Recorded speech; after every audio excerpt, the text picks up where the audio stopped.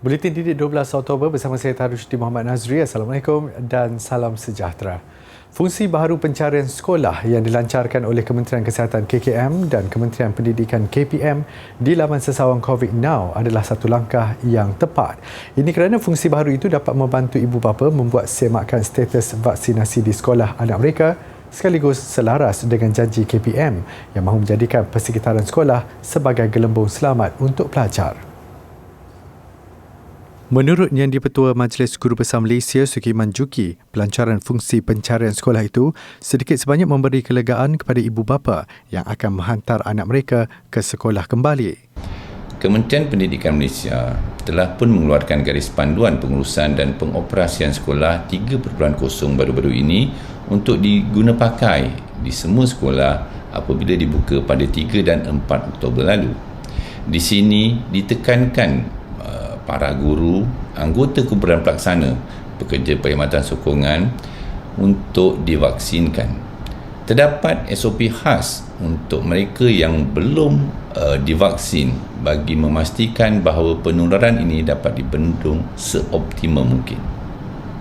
Tambah Sukiman lagi, melalui pencarian sekolah di COVID Now, ibu bapa dapat memastikan tahap gelembung selamat di sekolah anak mereka. Menurut seorang bapa, Raja Faisal Hishan Shah, pelancaran fungsi baharu itu juga memastikan persekitaran bilik darjah anaknya juga selamat.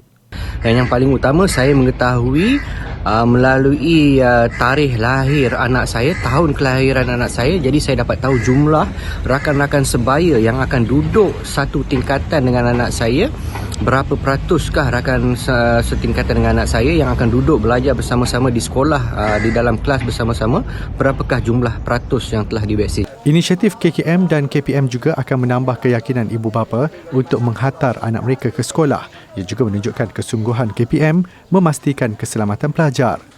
Laman web COVID Now yang diperkenalkan oleh kerajaan kepada ibu bapa adalah satu langkah yang amat baik dan menunjukkan kesungguhan serta ketulusan kerajaan dalam meyakinkan ibu bapa serta penjaga seluruh negara bahawa kerajaan, khususnya Kementerian Pendidikan Malaysia, serius tentang keselamatan dan pembelajaran anak-anak di kala pandemik ini.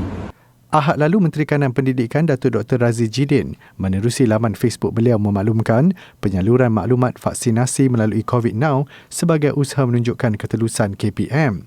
Inisiatif itu juga sebahagian daripada langkah peralihan negara ke arah endemik. Ketua Pengarah Pendidikan Datin Seri Nur Zamani Abdul Hamid mengadakan kunjungan ke Kelantan untuk memantau pengoperasian sekolah. Lawatan selama 2 hari bermula 10 Oktober itu membabitkan 6 buah sekolah dan sebuah kolej matrikulasi. Kunjungan Datin Seri Nur Zamani turut diiringi Pengarah Jabatan Pendidikan Kelantan Zulkarnain Fauzi. Sepanjang kunjungan terbabit, beliau memberi fokus kepada memastikan pengoperasian sekolah mengikut garis panduan pengurusan dan pengoperasian sekolah 3.0. Selain itu, tahap kebersihan sekolah turut diperiksa untuk memastikan keselamatan pelajar berikutan penularan pandemik COVID-19. Garis panduan pengurusan dan pengoperasian sekolah 3.0 merangkumi 14 perkara yang perlu dipatuhi pengurusan sekolah, guru, murid dan ibu bapa. Memiliki kemahiran tambahan antara ciri terbaik bagi pelajar lepasan sekolah dalam memastikan remaja memiliki potensi sebelum melangkah ke IPT atau alam pekerjaan. Bagaimanapun bagi kalangan remaja dari keluarga B40, cabaran dari segi kewangan antara kekangan utama untuk mendapatkan kemahiran. Susulan itu, Kementerian Pendidikan KPM melancarkan program Genius Remaja bertujuan membantu pembangunan kemahiran remaja B40. Menurut Ketua Program Genius Remaja Dr. Nasruddin Subri, sejak ia bermula dari tahun 2010, lebih 6,000 peserta berumur 13 hingga 19 tahun telah menyertai program ini. Situasi pandemik COVID-19 yang melanda negara bagaimanapun tidak menghalang program ini diteruskan. Program ini kebiasaannya ditawarkan menjelang hujung tahun, di mana pada waktu itu sekolah-sekolah sudah pun selesai menjalankan peperiksaan hujung tahun.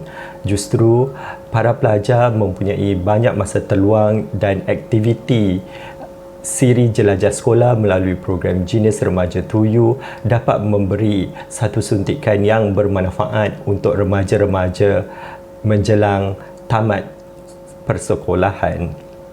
Antara kemahiran yang ditawarkan adalah membuat kek dan pastry, vokal dan muzik, fotografi, kecantikan serta button badge. Aktiviti kemahiran ini telah dijalankan di 4 buah pusat komuniti jinis remaja merangkumi projek perumahan rakyat PPR Seri Pantai, PPR Pantai Ria, Perumahan Awam Desa Rejang dan PPR Kampung Muhibah. Rata-rata pelajar yang menyertai program ini menerima manfaat serta berjaya menyerlahkan potensi mereka. Program ini adalah secara percuma amat menarik minat saya. Program ini dapat membantu saya berkomunikasi dengan lebih baik dan menonjolkan kemahiran saya. Saya baru mengenali tentang program jinis remaja ini apabila mereka mengajarkan program tersebut di sekolah saya. Program ini dapat sambutan yang hangat oleh rakan-rakan saya. Sepanjang program jinis remaja ini berlangsung, saya dapat mempelajari banyak perkara seperti kelas-kelas yang dianjurkan ialah secara percuma. Selain kelas-kelas kemahiran, jinis remaja turut menawarkan kelas mengaji dan Fardhu Ain, kelas tuition dan kelas membaca. Jinis remaja yang kini dijalankan atas talian turut membantu peserta sekiranya mengalami masalah sambungan internet.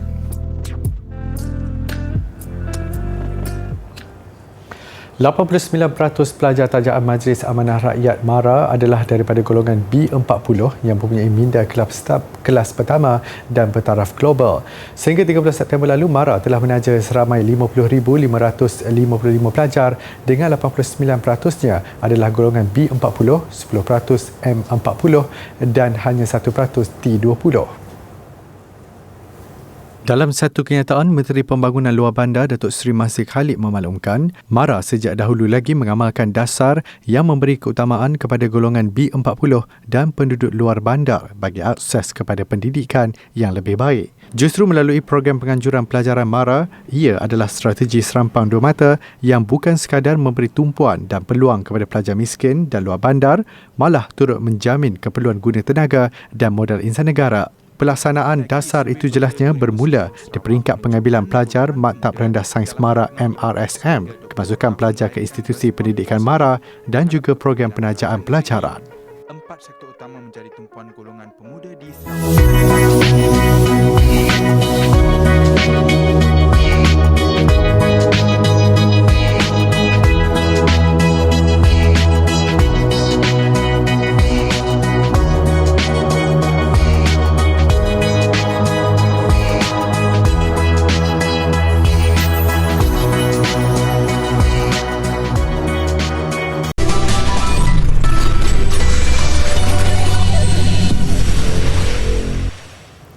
Bertemu kembali. Perdana Menteri Datuk Seri Ismail Sabri Yaakob membentangkan rancangan Malaysia ke-12 RMK-12 bagi tempoh 2021 hingga 2025 di Dewan Negara hari ini bagi kelulusan. Usul RMK-12 yang memperuntukkan perbelanjaan pembangunan terbesar berjumlah 400 bilion ringgit berbanding 260 bilion ringgit dalam RMK ke-11 itu adalah pelan pembangunan menyeluruh yang akan memperkenalkan beberapa pembaharuan. Ia bagi memastikan pertumbuhan ekonomi yang mampan dengan pengagihan peluang dan hasil yang lebih saksaba. Yang Dipertua, dengan penuh takzim, saya berdiri di dalam Dewan yang mulia ini untuk mengemukakan usul seperti berikut.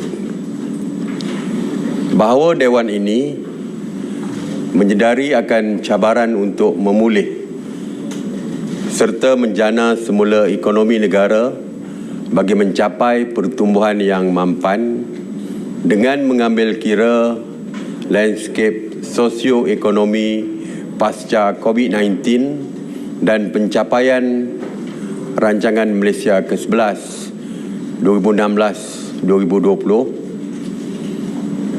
merestui usaha kerajaan untuk merancang dan melaksanakan agenda pembangunan negara yang mampan selaras dengan semangat keluarga Malaysia, aspirasi wawasan kemakmuran bersama 2030 dan agenda pembangunan mampan 2030 dan meluluskan rancangan Malaysia ke-12 bagi tempoh 2021 hingga 2025 yang menetapkan hala tuju strategik bagi mencapai objektif Malaysia makmur, inklusif, mampan.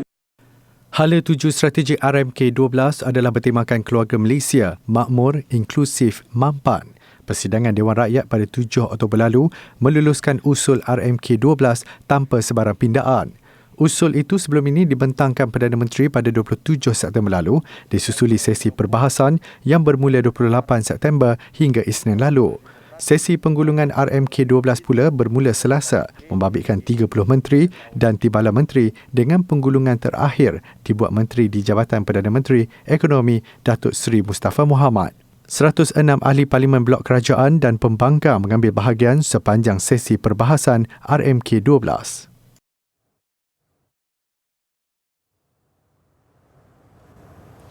Sementara itu, Perdana Menteri menghentikan sebentar ucapan pembentangan usul RMK12 selain kelihatan sebab ketika menyentuh isu kemiskinan tegar.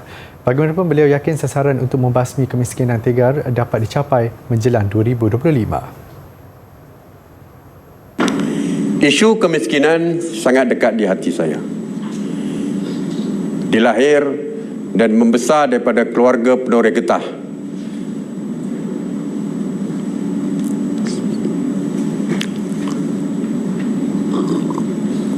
Tambahnya, pandemik COVID-19 meningkatkan kadar kemiskinan, menjejaskan pendapatan individu dan isi rumah serta menghimpit keluarga dalam kemiskinan. Kerajaan komited untuk membasmi kemiskinan tegar dan merapatkan jurang pendapatan rakyat. Pendekatan keseluruhan negara akan digunakan dalam menangani isu kemiskinan. Unit kemiskinan akan ditubuhkan di bawah Unit Perancang Ekonomi Jabatan Perdana Menteri melalui penyusunan semula fungsi dan perjawatan untuk menyelaras segala hal ehwal kemiskinan termasuk pengurusan data yang lebih bersepadu. Beliau juga merakamkan penghargaan kepada semua pihak yang sentiasa prihatin dan menyokong kerajaan dalam membantu masyarakat yang terkesan sepanjang pandemik itu. Kereta Api Tanah Melayu Berhad KTMB akan menambah jumlah perkhidmatan kereta api elektrik ETS dan KTM antarabandar bermula 14 Oktober ini. Ia sebagai persediaan menerima pelancong susulan pengumuman kerajaan memberi kebenaran untuk merentas negeri bermula semalam. Ketua Pegawai Operasi KTMB Muhammad Zain Mat Taha dalam kenyataannya berkata, jualan tiket bermula jam 3 petang tadi untuk perjalanan hingga Disember. Tambah Muhammad Zain lagi, ETS beroperasi dengan 12 servis setiap hari berbanding 2 pada ketika ini. Laluan meliputi sektor Gemas Padang Besar, KL Central Ipoh, Gemas Butterworth dan sebaliknya.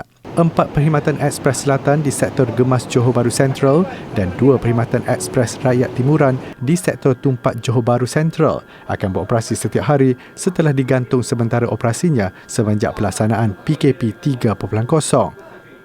Manakala shuttle timuran di sektor Kuala Lipis ke Tumpat kekal beroperasi dengan 10 perkhidmatan.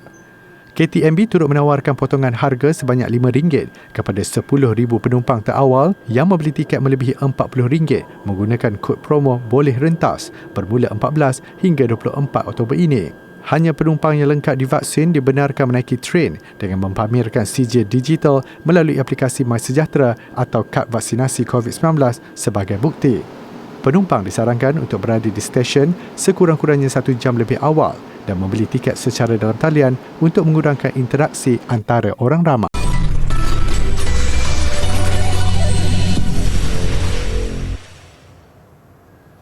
Ahmad Deni Islaf Abdullah, pelajar jurusan Teknologi Kimpalan College Vocational Keningau Sabah, membentang kertas cadangan projek tahun akhirnya di persidangan International New York Conference on Evolving Trends in Interdisciplinary Research and Practices.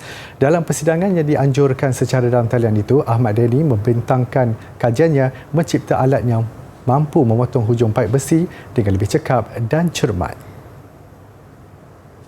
Menurut Ahmad Deni, dalam kajian yang dijalankannya, dia mendapati proses pemotongan hujung paip agak sukar dan sebarang kesilapan boleh menyebabkan struktur sambungan paip menjadi rapuh. Oleh itu, dia bercadang untuk mengubah suai alat yang mampu memudahkan proses pemotongan hujung paip. Walaupun ianya masih di peringkat cadangan, dia yakin dengan keberkesanan alat ini jika direalisasikan sepenuhnya nanti. Usaha dan keyakinan Ahmad Deni membentang kertas cadangan projeknya di persidangan antarabangsa tersebut wajar dipuji, apatah lagi melihat keberaniannya membentang kajian di hadapan panel antarabangsa. Ahmad Deni berharap menerusi cadangannya ini, dia mampu memperkembangkan lagi konsep reka ciptanya. Sebagai usaha melahirkan generasi muda, khususnya para pelajar sekolah serta Institut Pengajian Tinggi IPT yang pintar berfikir secara kreatif dan kritis, Dewan Bahasa dan Pustaka DBP menganjurkan pertandingan debat pendidikan 2021 secara dalam talian yang mengetengahkan pelbagai isu menarik untuk dihujahkan para pendebat. Menurut Ketua Bahagian Pengembangan Bahasa Pelbagai Kaum DBP, Rozi Ahmad Yunus, pertandingan itu bertujuan mencukil bakat baharu dan mengembangkan potensi para pelajar secara menyeluruh. Secara tidak langsung dapat mewujudkan modal insan yang seimbang dari segi intelek, rohani, emosi serta jasmani. Pertandingan debat pendidikan 2021 ini kita adakan untuk mendidik para peserta generasi muda berkomunikasi dan menyampaikan huraian berserta bukti terhadap hujah-hujah yang disampaikan. Di samping itu, kita ingin memperkenalkan budaya komunikasi yang sihat, menerusi perbincangan secara ilmiah. Tambah Roziah, pertandingan yang berlangsung selama 3 hari bermula 8 hingga 10 Oktober itu mendapat sambutan yang amat menggalakkan. Ia disertai oleh 45 buah kumpulan yang terdiri daripada pasukan debat sekolah dan IPT. Justru program ini akan diteruskan pada masa akan datang bagi menyediakan ruang dan peluang kepada para pelajar untuk berkongsi idea dan pendapat. Ekosistem yang berasaskan teknologi dalam masa yang sama berpusatkan kepada manusia warga dewasa. Terdapat lebih 60 spesies burung helang yang juga dikenali sebagai raja segala burung. Helang emas adalah spesies paling dikenali dan sering memburu musang, kucing hutan, rusa dan kambing. Mempunyai habitat di kawasan hutan daun luruh, pesisiran pantai dan tasik, haiwan ini biasanya membuat sarangnya di pokok-pokok yang sangat tinggi dan cerun bukit tinggi. Boleh hidup sehingga 30 tahun, spesies Thalassy pernah mencatat rekod ketinggian sehingga 105 cm, berat sekitar 8 kg dengan depaan sayap sehingga 245 cm panjang. Helang juga berkemampuan untuk menyelam sehingga 100 batu sejam. Spesies helang yang paling besar di dunia ialah spesies harpy. Ia biasa ditemui di kawasan hutan dari Meksiko sehingga ke utara Argentina di Amerika Selatan. Sebagai salah satu pemangsa bersayap terbesar dan mempunyai kaki yang boleh menyamai ketebalan lengan manusia, helang harpy kelihatan agak menakutkan. Bukaan sayap helang harpy adalah melebihi ketinggian manusia antara 176 hingga 224 cm. Kuku helang dewasa sepanjang 13 cm boleh mengenakan tekanan lebih daripada 50 kg untuk menghancurkan tulang mangsanya dengan pantas.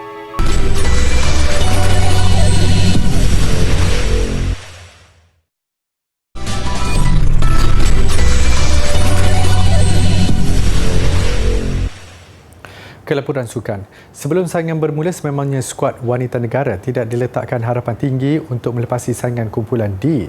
Namun, mengakhiri cabaran Piala Uber di tangga tercorot kumpulan sesuatu yang mengecewakan. Perlawanan ketiga Malaysia kalah kepada Kanada 1-4.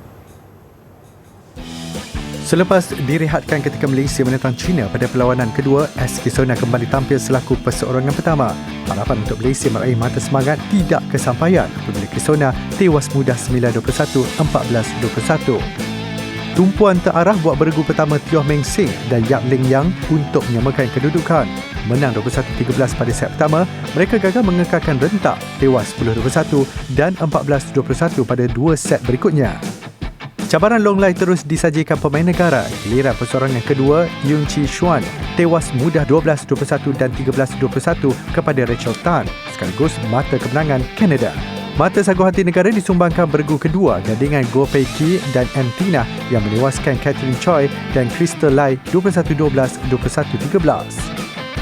Kanada melengkapkan kemenangan 4-1 selepas persorangan ketiga Wen Yu Zhang mengalahkan Kay Lakshana 17-21, 21-16 dan 21-12. Sekaligus Malaysia mengakhiri cabaran Piala Uber tanpa kemenangan.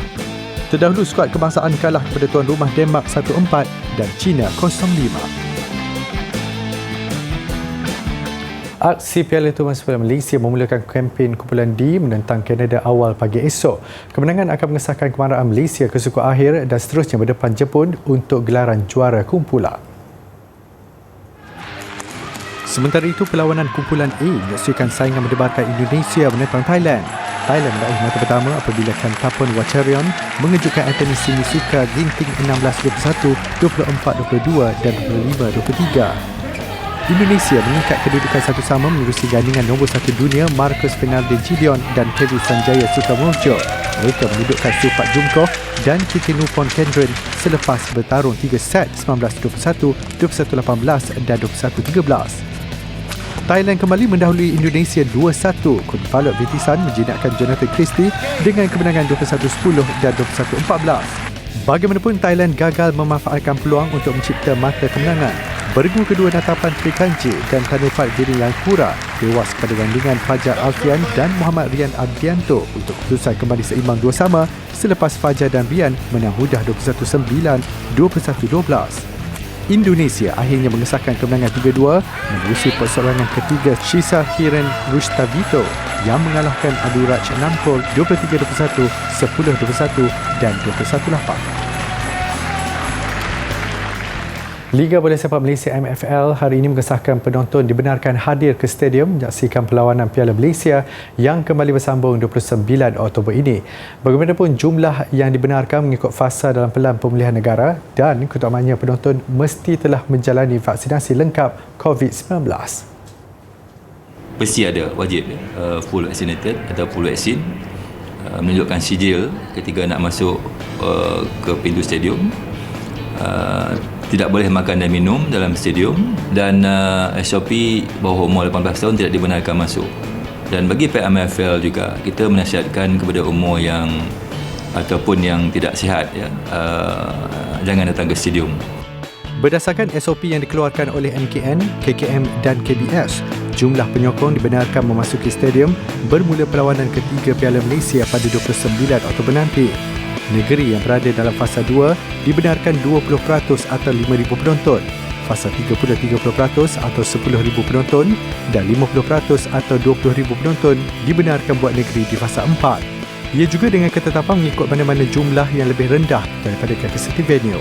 MFL juga mengingatkan kepada mana-mana pasukan yang ingin membenarkan penonton hadir ke stadium untuk perlawanan persahabatan dalam tempoh rehat sepanjang Piala Malaysia sehingga 28 Oktober ini perlu memaklumkan kepada MFL.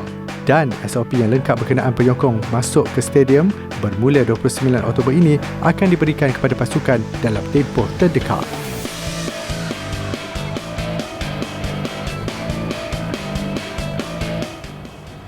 Mengakhiri buletin didik malam ini, pameran seni dan karya komik di Galeri Uffizi Florence Italy kembali dengan 52 karya pelukis terkenal yang dipertontonkan kepada umum. Saya Tarusydi Muhammad Nazri, salam hormat dan Assalamualaikum.